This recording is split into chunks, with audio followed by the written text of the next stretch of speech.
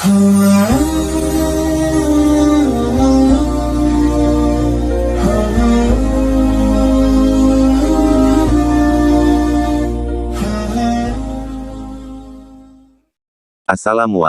warahmatullahi wabarakatuh. Robisrohli sodri wa yassirli amri wahlul uqdatam min lisani yafqahu qawli.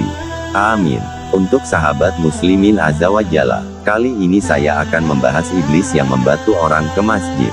Iblis yang kita tahu adalah sosok makhluk yang dilaknat Allah, tapi dia malah membantu kebaikan. Ada apakah dengan iblis? Mari kita simak video berikut ini biar tidak salah paham. Ini adalah kisah tentang pria buta yang selalu diantarkan iblis saat pergi sholat berjemaah di masjid. Padahal setan adalah musuh nyata manusia. Dia adalah salah seorang sahabat Nabi Muhammad SAW, yakni Abdullah bin Umar bin Syurai.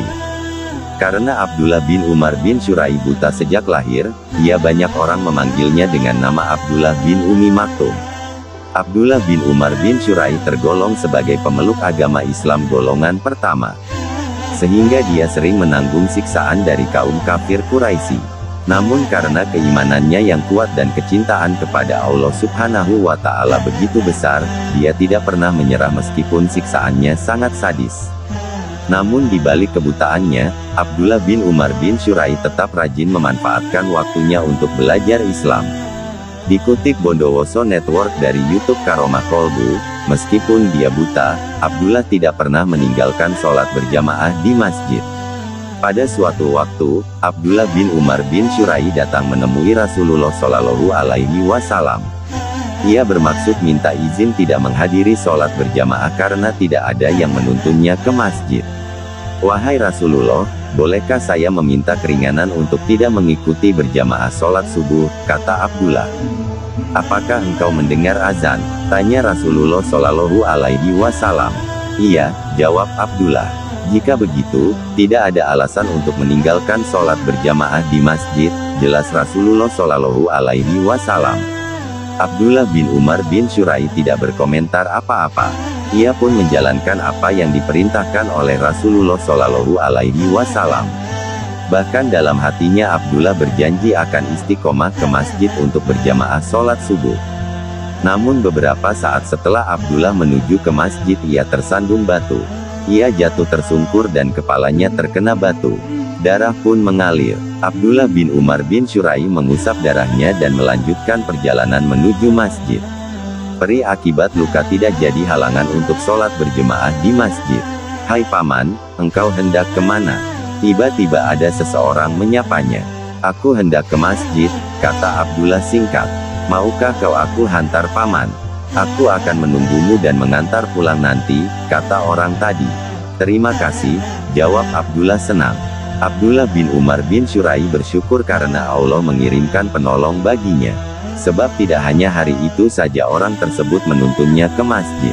Setiap hari orang itu menuntut Abdullah, bahkan dia menunggui Abdullah dengan sabar hingga selesai sholat. Lalu menuntunnya pulang. Abdullah sangat senang karena ada lelaki baik hati yang menolongnya tanpa minta imbalan. Namun anehnya lelaki itu tidak pernah memberikan tahu siapa sebenarnya dia. Setiap kali Abdullah bertanya, lelaki itu mengelak. Hingga suatu hari Abdullah bin Umar bin Syurai benar-benar ingin tahu siapa yang menuntunnya. Siapakah namamu wahai Fulan? Tanya Abdullah. Paman tidak perlu tahu siapa mamaku, kata pria tersebut. Kalau begitu jangan menolongku lagi. Aku tidak mau ditolong oleh orang yang tidak diketahui namanya, kata Abdullah. Mendengar pernyataan Abdullah lelaki tadi tampak bingung.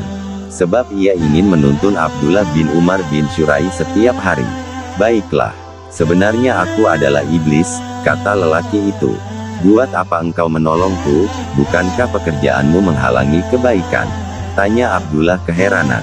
Ingatkah engkau saat pergi ke masjid lalu engkau tersandung batu dan berdarah?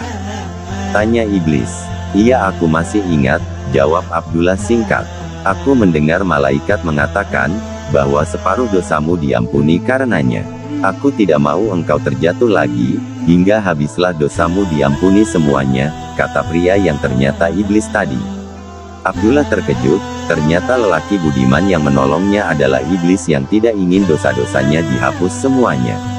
Dari kisah di atas dapat diambil sebuah pelajaran, bahwa sebaik-baiknya perilaku iblis atau setan kepada kita, pasti ada niat jahat yang terselubung untuk menjerumuskan kita.